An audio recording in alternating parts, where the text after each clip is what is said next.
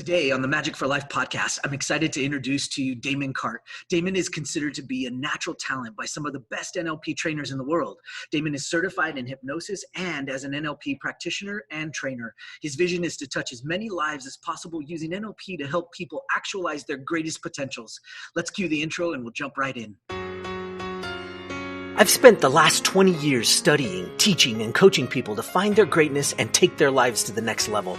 Along the way, it's become evident that emotions are at the root of everybody's successes and failures. Worry and fear are the enemies, and it's time to forge the armor and earn the tools to overcome the two things that could single-handedly destroy your future. Hi, my name is Michael Johnson, and I'm a life coach, a peak performance trainer, and I'm the emotions guy. It's time to take back control of how you feel, control of how you act, and control of how you experience life. It's time to become a lifer, a new breed of overachiever focused on living every minute to its fullest. We are responsible for how we feel, and no one and no thing can make us feel anything. Emotional mastery is our journey, and emotional education and intelligence is the key. We are lifers, and this is Magic for Life. What's up, everybody? Michael Johnson here with the Magic for Life podcast, and I'm so excited that you joined me today with our special guest, Damon Cart. Thank you so much for joining us today. Well, thank you for having me. Absolutely. You know, it's always so fun for me to be able to get people that I consider mentors I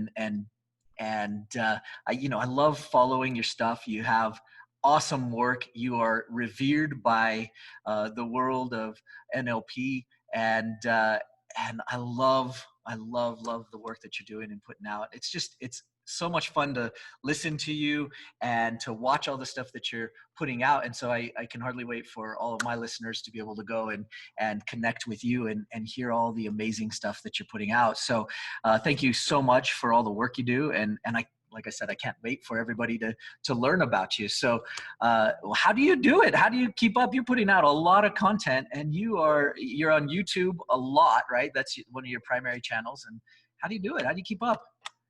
Well, first of all, thank you for quite the introduction. I don't know if I'm revered in the NLP field. I think sometimes people don't like what I have to say, because sometimes I say things that kind of goes counter to the business model of NLP. So I've definitely gotten some pushback on that. But again, it was a wonderful introduction. So thank you. Very humbling. How do I do it? Well, I think it's about being committed, and I think it's about setting priorities around what it is you want to accomplish. And I had at a certain point of learning NLP and just falling in love with it, and then finally saying, okay, well, what's next for me? That's when I decided to start teaching, because I started teaching more as a way to learn better. And then I fell in love with teaching. I fell in love with sharing NLP, sharing my journey in the context of helping other people in their journeys, not just in learning NLP, but in journey to living the most fulfilling and rewarding life that you could possibly live. And so it became about sharing. It's like, I can't sit on this. I can't, I'm bursting with it. I need to get it. I need to talk to somebody about it. And it's not always possible to rent a venue, and have a group show up. So a friend of mine said, hey, you've been to film school. Why don't you start putting videos on YouTube? And I thought, that's not a bad idea. And at the time I thought, well, I'm not going to go small. I'm going to go big. And I started doing a video every single day. And that lasted for 8 months. And by the time that 8 months was done, I was tired. I was very tired. But what it did for me is it established my channel. I got over 1,000 subscribers in that time. And really, once you hit that point, it's sort of like it sort of perpetuates, itself after that. And so I was able to finally slow down, take more of a break, and still put out consistent content, but put more focus and emphasis on creating an individual video that is take all that time that I would spend making maybe 5 videos and put it all into one and make it just a much better video. And so that's where I'm at in the process now. I do 2 videos a week, and that's funny. Yeah. It's pretty awesome to watch. And as a content creator myself, I marvel at the fact that you can get that much done and still do all your other stuff too. So it's pretty impressive. You started to dig in a little bit to some of your backstory, and how did you what were you doing leading up to the point where you started getting the training and getting passionate about sharing this information and helping people? Like, what led you to that point?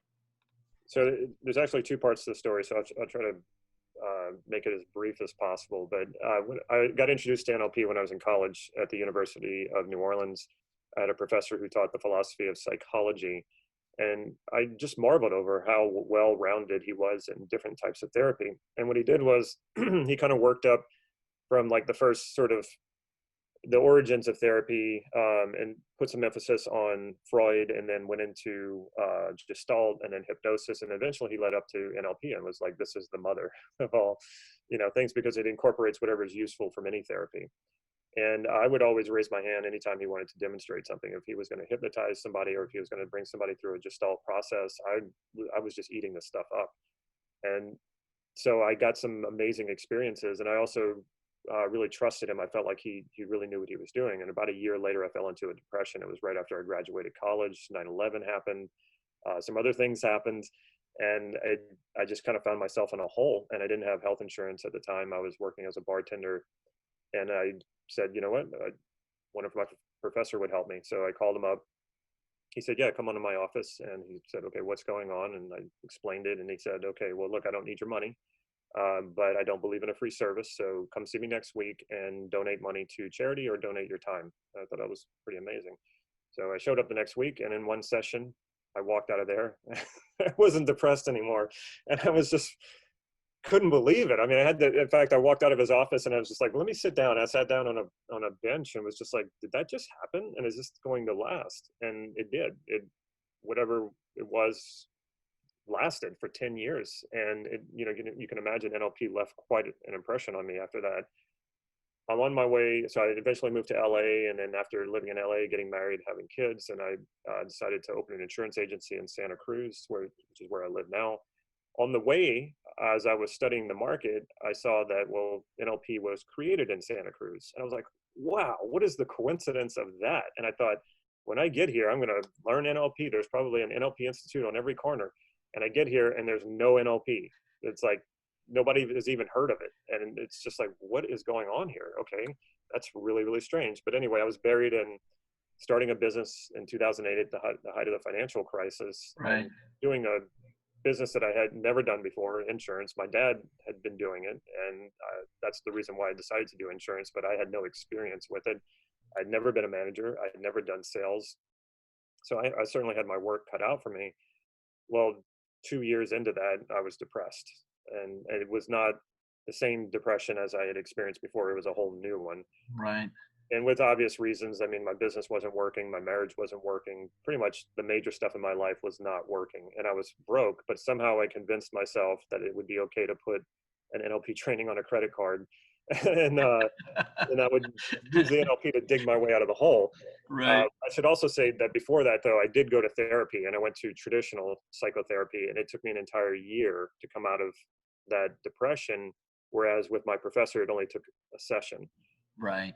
So one of the things I also realized is that psychotherapist who I went to, good guy, but he only knew how to do one thing. He knew how to get you out of your hole, but he only knew that level. So I was feeling better after a year, and I would go to see him, and he would talk me back into not the hole, but just above the hole.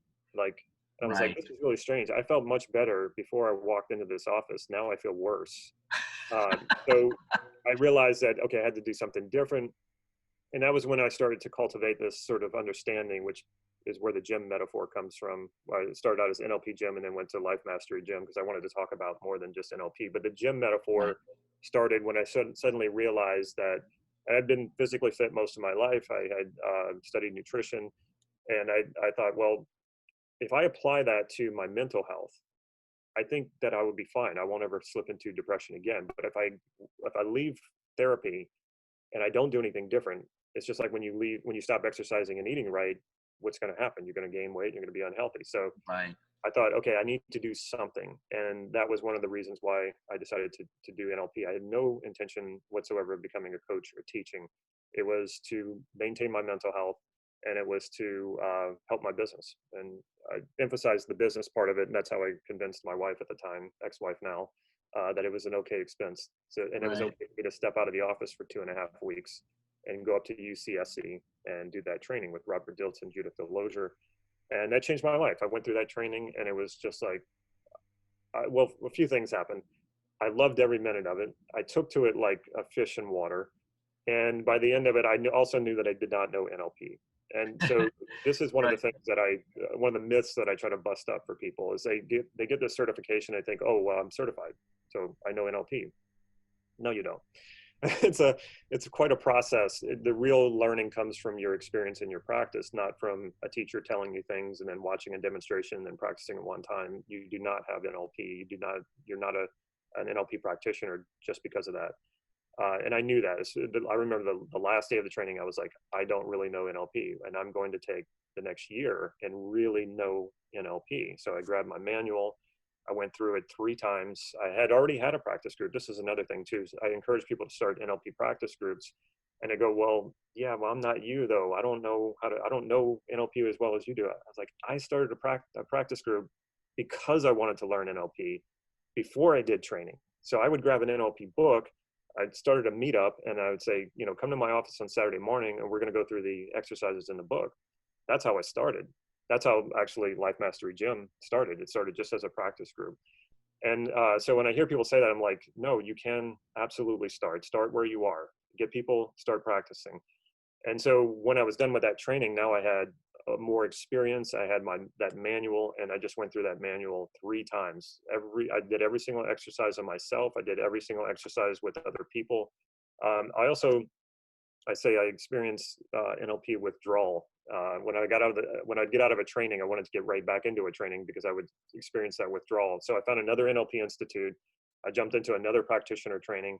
After I completed that practitioner training, I started their hypnosis training. And by the time the hypnosis training was done, NLP University was doing their master practitioner program the following summer. And so I show up, and it's about 80% of the same faces who were there the previous year. And they watch me do, and when we do the breakout practice sessions, people were watching me, or they would be practicing with me, and they were like, how did you get this good? Like, we were just with you last year, and they would say, well, I'm not as good as you are. How did you do this? And I was like, gee, I don't know. Like, what have you been doing this past year? And they were like, I said, like, did you practice at all? Well, no. And I was like, okay, there's no secret here. I practice every single day, and I went through other trainings. So there you have it. It's not a secret. It's like you've got to practice if you want to be able to do this. And so after that master practitioner training, where I went through profound changes, and it shook me up to the point where I was realizing, okay, well, what was making me miserable? It was my marriage. It was the business.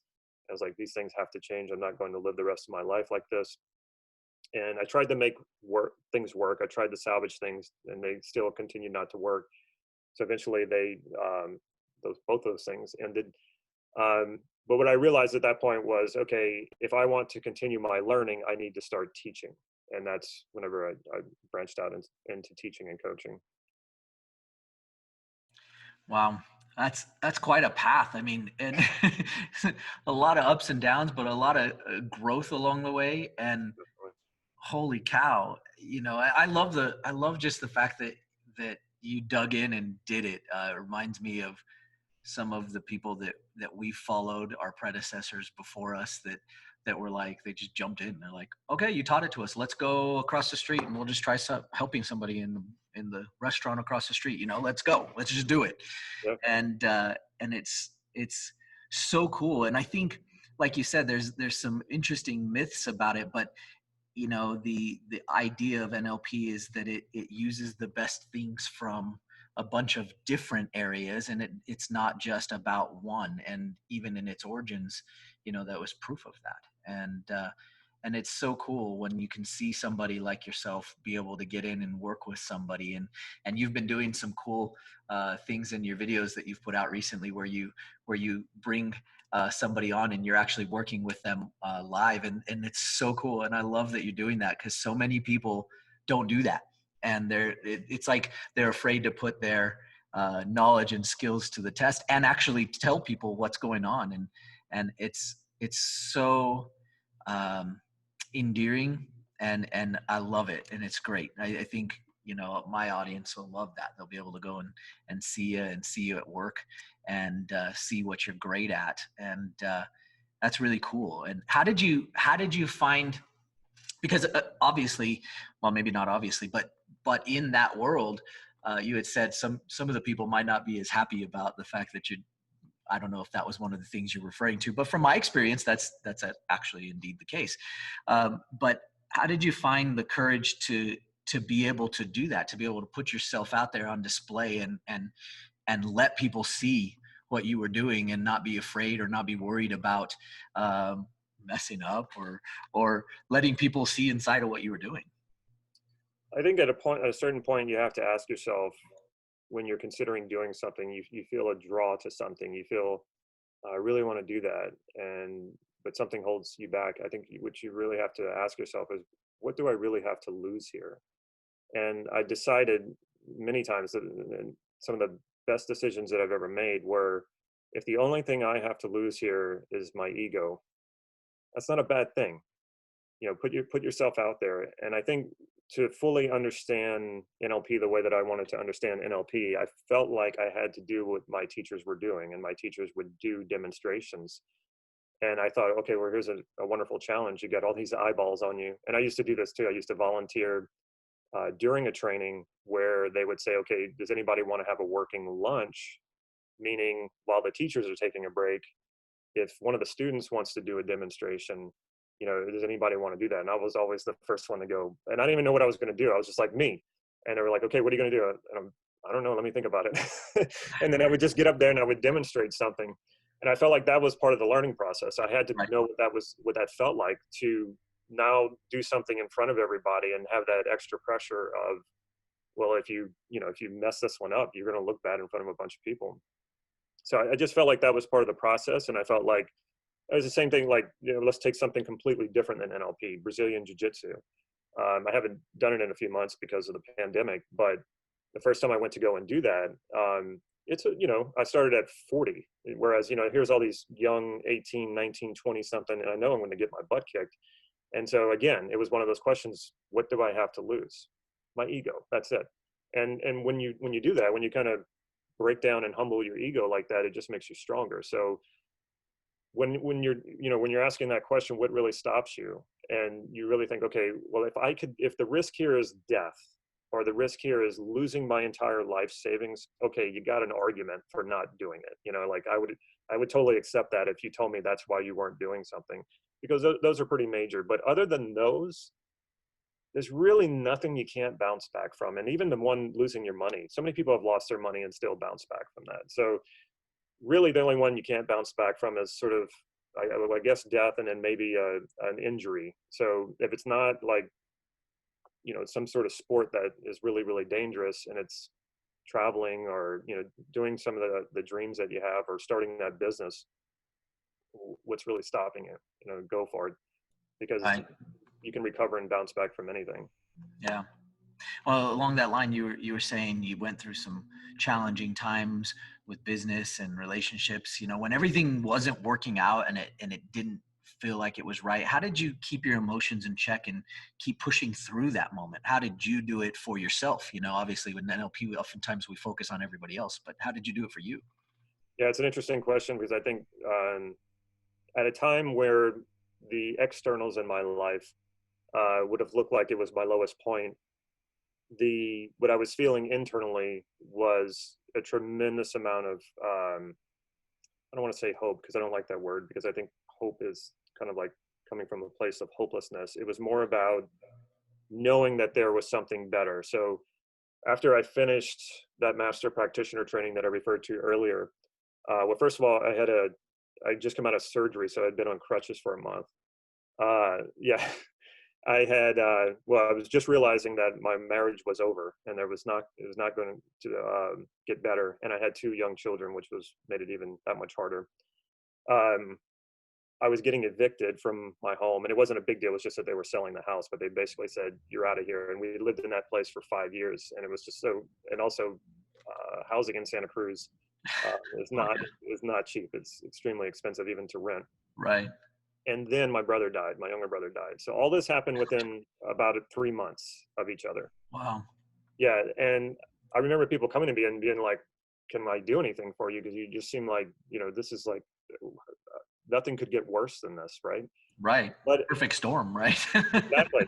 But I had just sort of busted through a lot of limiting beliefs, and so much light had come in where there was so much darkness. And so I knew I was going to be fine. I knew that I was going to come out of this okay, despite these structures sort of that I had created, except for my brother. It's not a structure that I created, but like things that I had built up in my life, this business, all based on ideas of having a family and having security and all those things. All of those fell apart all at once because I knew that the values that were driving those things were external values. They were not my own values. I was trying to please other people. And once those things were now falling apart, which now made sense to me, and I got in touch with my own values, what it was what is important to me, then it was sort of like I had a light. I had a light that was shining the way, and it said, okay, well, this, now it's really obvious where you need to go. And that kind of certainty was amazing to finally have. I'd never had that before. And so despite all this chaos and all these things falling apart, I knew my path was right in front of me, and all I had to do was walk that path. Yeah. You mentioned that like there was that light, and I like to call them lighthouses because they're more than just goals. It's Oh this yeah. lighthouse ahead that you can kind of go, yeah, I'm headed that way and going there. It sounds like that was a moment like that. And I think a lot of people are searching for that. They're looking for that moment, and in order to find those moments, you kind of have to do what you've done, and that's really cool that you were able to do that and still still be able to move forward, because I think a lot of times people just get stuck in that space, and it's interesting. Over the last 3 or so years, what's been your primary focus, and in terms of we hear all the time, what you focus on you get, right? What's been your focus in these last few years as you've been now progressing forward and on this path that you're on? Well, definitely what I was just explaining, and what I call that light, is your values. When you know what your values are, and that is so much more powerful than goals, because goals, what fuels your goal, what will give you unlimited motivation, is being connected to your values. And so we set goals all the time. I just couldn't understand why I couldn't achieve goals before this. And it was obvious to me why, because they were not aligned with my values. And once you know what your values are, then the goals are only in service of fulfilling those values. If your goals are not aligned to and not serving those values, throw them out. They're not worth it. What happens is people don't understand that, though. They don't understand what their values are. They don't have a vision beyond the goal. They set a goal and think to themselves, well, when I achieve this, then I'll be somebody, or when I achieve this, this will mean something. And then they do, and it's empty, and they go, okay, well, what was all that sacrifice about? And then they feel lost. And so the only Right. way to make themselves feel like they have some sort of grounding or certainty, they do just set another goal and spend the next year or two of their life sacrificing and not living a fulfilling life to hit that mark again. They hit that mark, and once again, it might feel good for an hour or two, but then it feels empty right after, and then you're lost again. That Right. was the treadmill that I was on. The other thing is self-concept, the self-concept model that Steve Andreas created. That absolutely turned everything.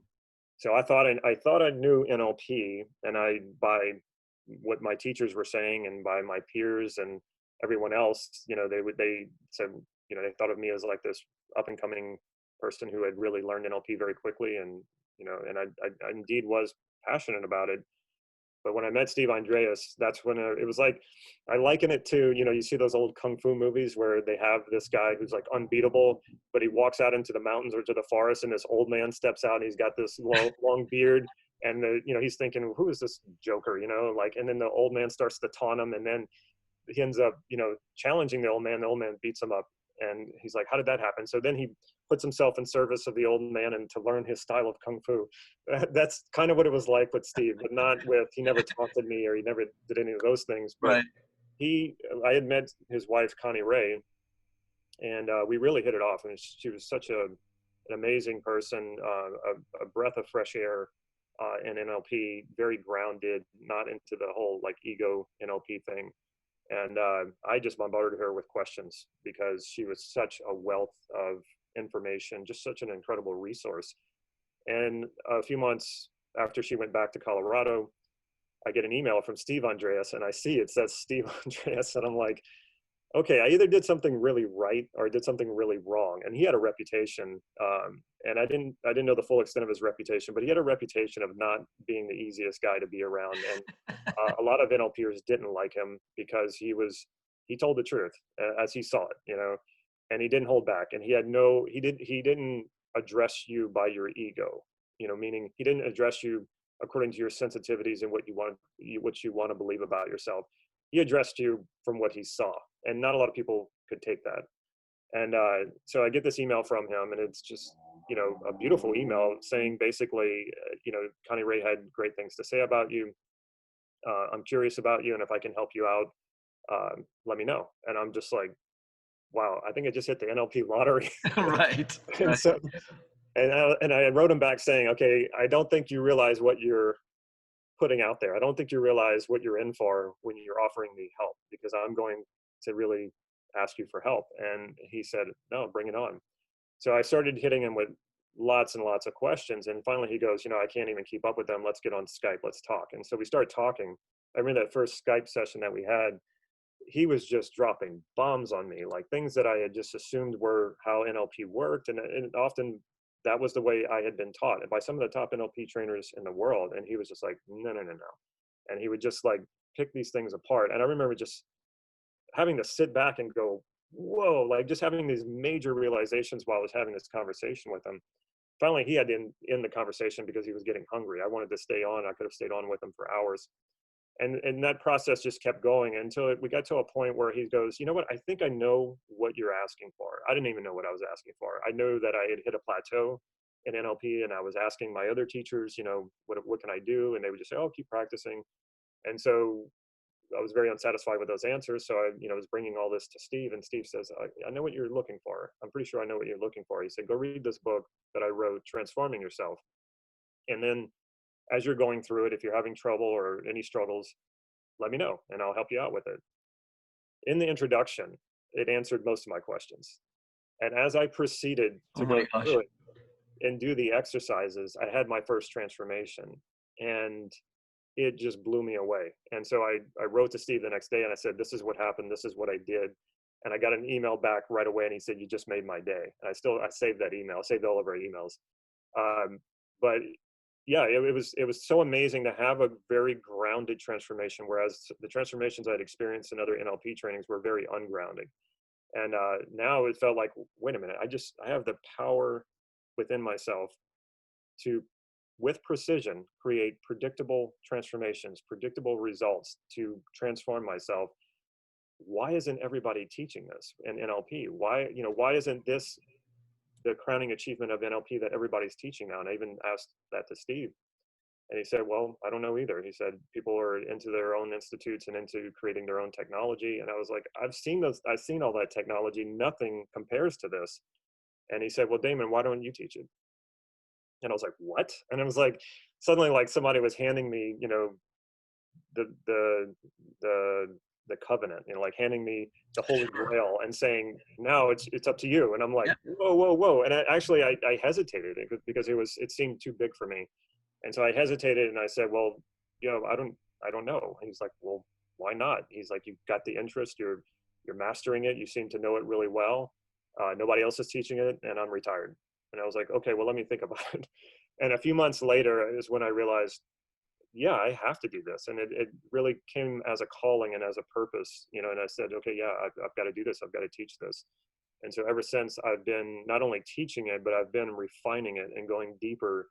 And it amazes me because every other NLP model that I've worked with, there is some sort of limitation to it. You reach a point where you go, okay, well, this is what this model is good for. Beyond this, there's really nothing else.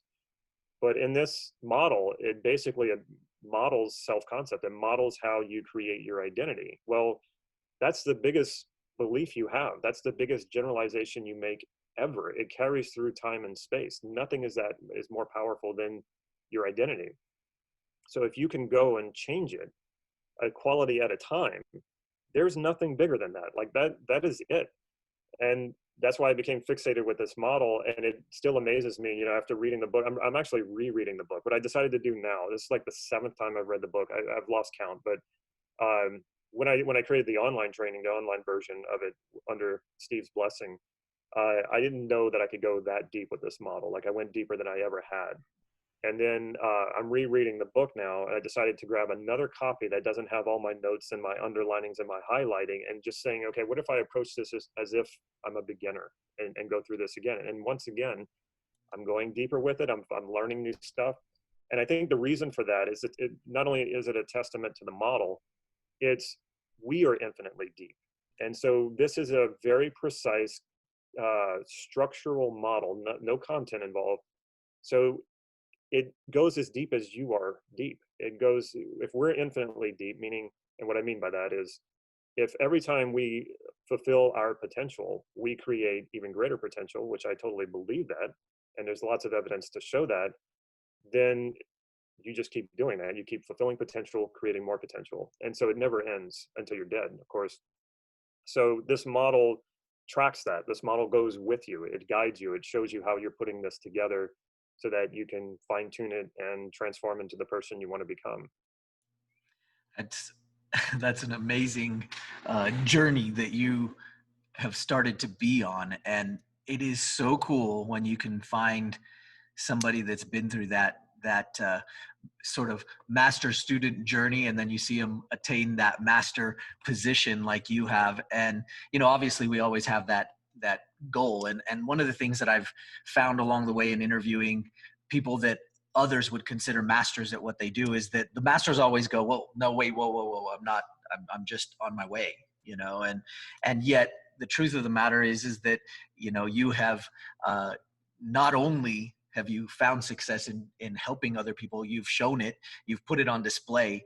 It is very obvious that you know your stuff, and it's a pleasure to watch, and it's refreshing to see. And you can tell that you're genuine when every time I watch you work with a client that, you know, you've put up on YouTube or talking to people. It's really, really great. And so, you know, kudos to you. And but I think people should know that, you know, and it's really cool to watch, and it's really cool to be a part of from the outside, because you don't always see that. And you had mentioned earlier ego, and watching some of our predecessors, and maybe albeit the founders, you know, sometimes there's a lot of ego that went with it, and so, you know, there was this idea that like we should stay in our place, you know, and let those people do their thing, you know. And yet the premise of it was for us to go and learn and utilize it to create process. And that's been one of my favorite things from the mentors that I've had, is that, you know, don't just sit here and regurgitate the things that we've already done. Use those things to create other processes and continue down that infinite path, because we are infinitely deep. I love that. That's a great saying. You know, we talk a lot to struggling entrepreneurs on our channel, and entrepreneurs in general, because I have a particular passion for helping who I believe are going to help the rest of the world, is those entrepreneurs that are putting themselves out there. And like yourself, not only do you have a proficiency, but you're also an entrepreneur. And there are so many entrepreneurs out there that have this thing that they love. They're passionate about it. They dig it, and anytime they get a chance, they're like, okay, I'm gonna dig in and learn my thing. But when you get to the business side of it, and when you get to the marketing and all that stuff on the other side, those are some of the people that I love to help with Magic for Life. And so in talking to those people, when they've been at it and they've been trying to hit their business and trying to find that thing that is going to help them find that level of success beyond just being in love with what they're doing, because everybody says, do what you love and you'll never work a day in your life. That's true, but you might be poor. But, you know, so I'd rather be rich and also do what I love. So, you know, in combining those two things, as a struggling entrepreneur, what have you found, and in your teaching to other people and for yourself, that helps break through that moment where you're struggling, you love what you do, you're proficient at it, you're doing your thing, but you're struggling through the business side? And what have you found, you know, that helps those people get through that phase? You hear so often gurus and teachers say you got to find your big why. And that made a lot of sense to me from the very first time that I heard it. And actually, the very first time that I heard it was from the philosopher Friedrich Nietzsche, who said, "Any why can conquer any how." And I'm paraphrasing. I don't know the exact words that he used, but well, they were in German to begin with. But so that was great. But how many teachers actually teach you that? You know, and they'll a lot of times they'll have some sort of process for finding your big why, but I've never found it useful. Value solicitation is going to be your big why, but it's your big why is not one value; it's going to be multiple values. And so, for an example, I'll give was one of my failures, which was my insurance business. It was a failure at first, but then I ended up making it successful whenever I gave it a bigger vision. And I'll put this all together for you. What I wanted to know after I started learning NLP was how the hell did I get myself into an insurance business, something that I never liked, that I never enjoyed, that I knew I wasn't going to like, that I knew I wasn't going to enjoy, that I knew that I was never going to be passionate about. Well, I elicited my values, and I did this for many contexts. And each context is going to have probably varying values, and you're going to have a different hierarchy per context. What I kept noticing that every time I would elicit my values, there was three values that kept showing up, almost in every context: freedom, passion, and joy. And so I looked back and I said to myself, well, let me break down this decision. This is a great thing that you can do, is that even though it was a past decision, you can still go and elicit the values from that decision. And that's a very powerful thing to do, especially if you consider that decision a mistake. To simply call it a mistake and try to walk away from it without understanding why you made that mistake, that's a mistake. If you can Right. go back and mine the treasure from that bad decision, first Right. of all, it will heal that wound. You will not feel like that was a mistake anymore. You will give new meaning and new power to having made that decision, and you will be so much easier on yourself, which is important too, because I know a lot of us entrepreneurs are very hard on ourselves. So what I understood was that, was I going to be passionate about insurance? No. Was I going to enjoy insurance? No. It was about freedom. And I remember how this happened. When I first had my first child, my mother and my father were able to come and spend a month with us in Los Angeles. They still live in Louisiana. And it was because my father had an insurance agency. He had 5 employees. He never had to go to the office again. And he's wealthy. And so he's making all this money, and he's not having to work. And I thought, I want that. And I want that for my family. And I grew up with that. So I thought, okay, well, it worked. You know, it worked for his family. He provided well. And so I thought to myself, if I could have that kind of freedom, then I could go and indulge my passions and live an enjoyable life and do the things that I enjoy. Well, when you get into a position where you could only experience one of your highest values, freedom, and not passion and joy, well, I just cut myself out of 2/3 out of what really would drive me to be successful. And I tripled down on freedom. Well, if you're an entrepreneur and you start a new business and you're working 80 hours a week, doing something that you're not joyful about, doing something that you're not passionate about, did I feel like I was free?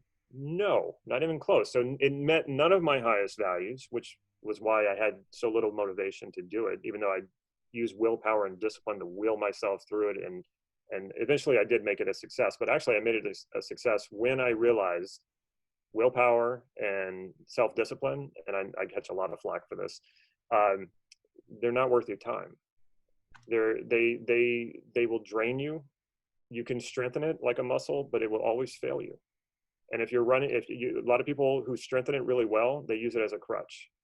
So you can use willpower and discipline, but willpower and discipline imply that you're sacrificing, imply that you're not enjoying yourself, imply that you're having to push against something that you don't really want to do, but you're forcing yourself to do.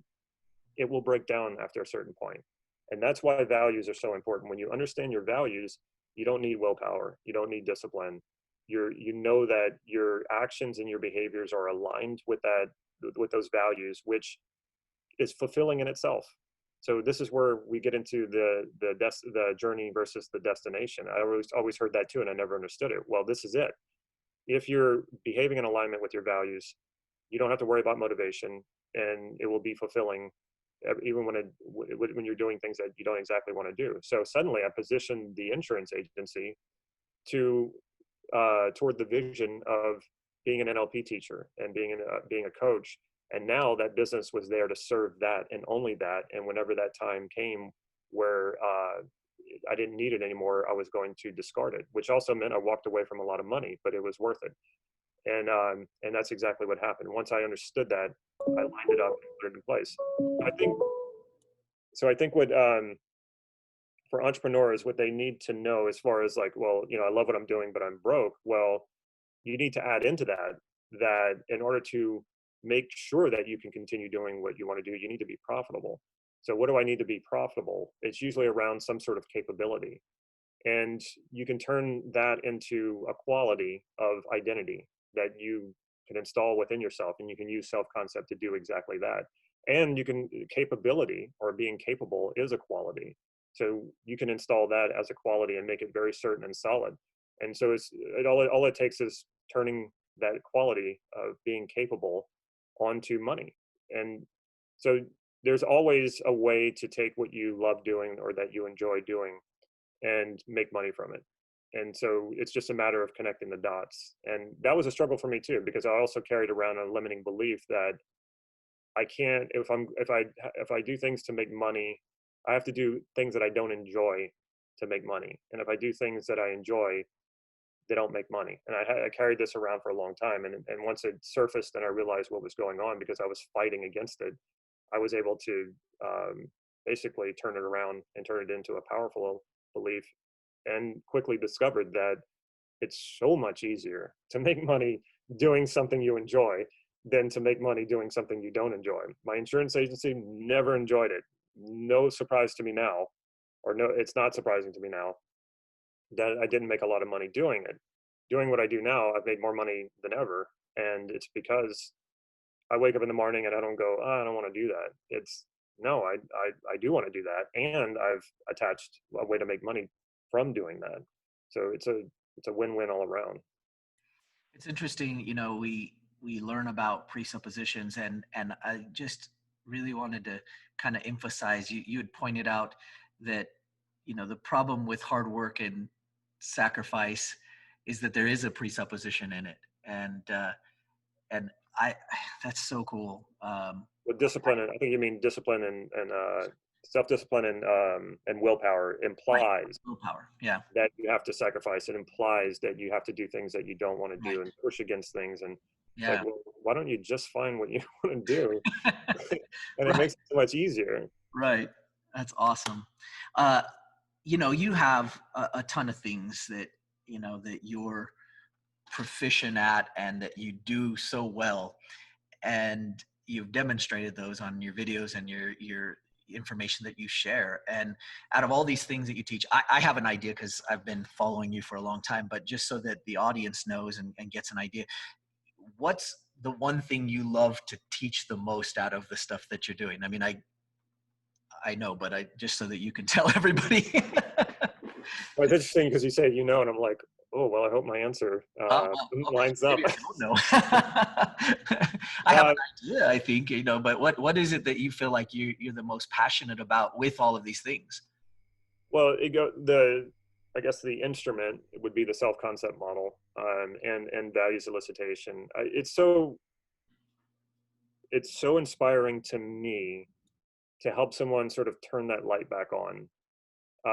And a lot of times people do it with, like I've seen it, and people who have just been, or so cynical because they've had so many disappointments. And I elicit their values, and they don't realize what I'm doing at first, because I can do it in a conversation without somebody really knowing it. And it's suddenly like a light goes on, and you can see that hesitation of like, well, wait a minute, I don't know if I want to believe in this anymore. I don't know if I want to believe in the dream anymore. And through further conversation, or if I'm coaching them, I show them how they can absolutely believe in that dream again, and they can actually start fulfilling it right away. And I don't know if that's so much teaching, or if it's coaching, or if it's just kind of giving someone permission to experience that again, because that's where I was when I was buried, in a bad marriage, and a business that I was miserable with, and I fell into a depression, like in a sort of haphazard, sort of way. I found my way out of it. But if I had somebody to sort of say, hey, I know what you're going through, let me help you, let me help you turn that light back on. it would have been easier for one thing. But I don't, who knows, I might not have been ready for it either. Maybe I had to like, fight my way through it just to feel like I had earned it. I don't know. But I think that's what I love teaching the most. I love putting in the hands of other people the ability to have their own transformations, to be able to get clear about what it is they want in their life. And that alone, like just that clarity, which is the values elicitation and eliciting the criteria of that. It is amazing to me how that alone, just that clarity, naturally draws you to what it is that you want. Um, so many people are so focused on all of their mistakes, all of their failures, and they're very, very clear about it. And I know, because whenever that's the first thing I ask somebody whenever I'm coaching them, I say, what do you want? And then we usually spend the next 20 minutes, well, they spend the next 20 minutes telling me exactly what they don't want. And it's like, well, it's no wonder you're not getting what you want, because you don't even know what you want. You know what you don't want, and there's so much clarity around what you don't want. Your unconscious doesn't know the difference between what you want and what you consciously want and don't want. It only knows that clarity. Its job is to move away from confusion and chaos and move to clarity. So if you're feeding it with your mistakes, which is usually well intended, you're trying not to make those mistakes again, so you keep reminding yourself. Well, your unconscious goes, well, that's what he wants, and then brings you to it. If you can flip that, which you absolutely can, and you can do it in a moment, and start focusing on what it is that you want and getting clearer and clearer about that, even when you sleep, you are moving closer and closer to what it is that you want. Now you add on to that, taking those highest values and then cross-reference them to qualities of being, qualities of self-concept, and then you install those into your identity so that you automatically become that person. It's not something you have to think about. It's not something you have to practice. You just are. When I see my students do that, and I see it all the time because we have a private Facebook group and they post it, and I'm getting goosebumps right now because I get so inspired by that. Like, I can't always be having my own transformations. The next best thing, sometimes the better thing, is to help facilitate someone else go through that transformation. And I have students of various levels, like the ones who are just coming in. They're seeing these other people posting, like, wow, my life, like, in just 1 year, my life has changed so radically. It's completely different.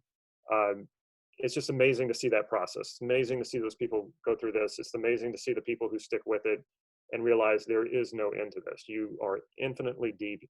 There is always more potential to actualize, but that's not like you're on some sort of treadmill, like, oh, I got to do more, I got to do more. No, it's like, what is possible? What can I do? What couldn't I do? And that's what I love to see. And so I feel like, if to sum it all up, what I teach, that's what I teach. I teach how to put that into you and find out what's important to you in life, and then make it happen and become the person who has the life that you want to live. Right. That's so cool. And I know some people are going to go and follow you up on that, or get caught up on what you're doing. I want to kind of go into the last section here for the interview, and it's something I try to do with everybody just for fun, because I feel like it helps people connect and realize that we're all just people. We're all just like them.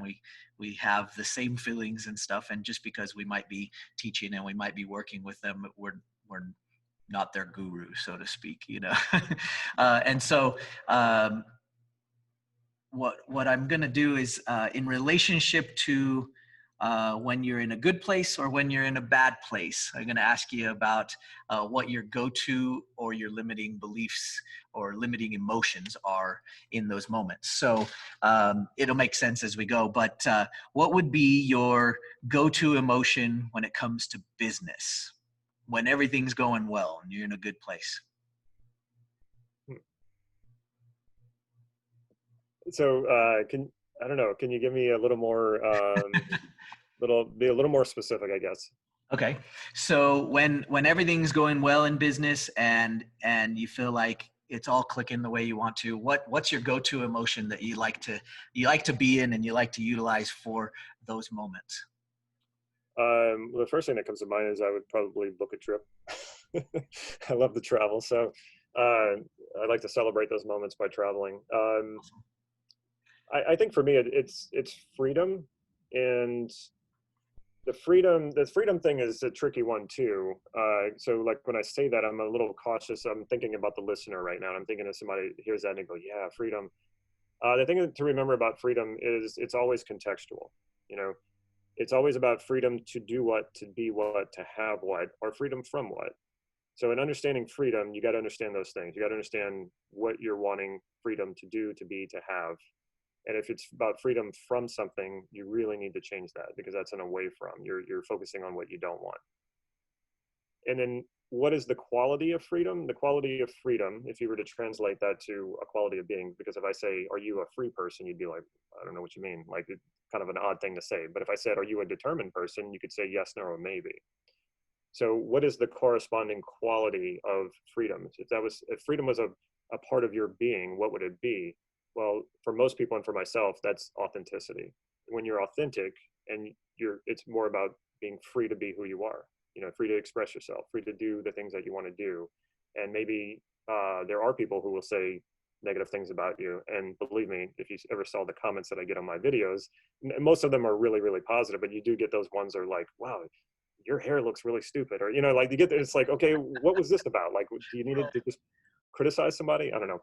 And you can let that get to you if you want, but when you're not letting those things hold you back, you're being authentic. And I think that's true freedom, is to be authentic. And so when things are working well, and pretty much anything, business especially, there's a certain sense of freedom. And I know that sense of freedom is authenticity. And I know that authenticity comes from, I'm doing a business that I 100% believe in and that I 100% love and enjoy. And it goes back to those other two values, right? So passion and joy, and then freedom. So I get to experience my three highest values in this business. And I just can't imagine that anything could be better than that. That's awesome.